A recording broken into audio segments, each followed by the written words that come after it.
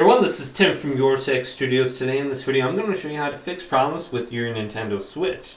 So if you're having a problem, you can try initializing the software on here and completely redoing it. But if you go to the formatting options in settings right here, it says it's going to delete all the data.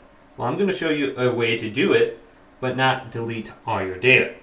So to initialize and keep the information, we want to go to the top and hold down the power button.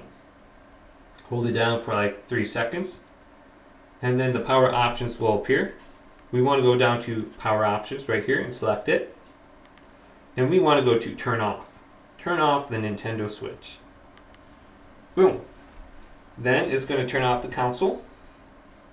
And then at the top, we want to hold down the power button, the volume up, and the volume down all at the same time.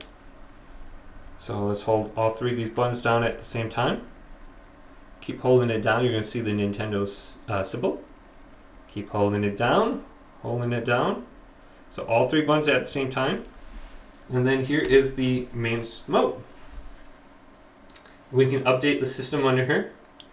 But we can go to Initialize console without deleting the saved data.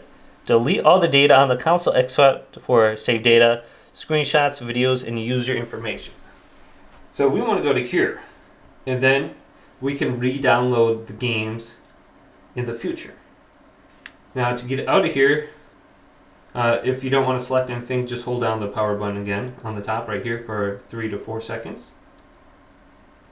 1, 2, 3, 4.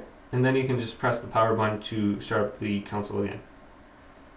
So hold it down, and then it should turn off.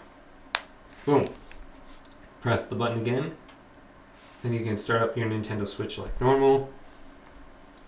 But it's very easy to do this. Hopefully this video did indeed help you out. Leave it a big thumbs up and subscribe to my channel down below for more tech videos coming up next on YourSixGaming.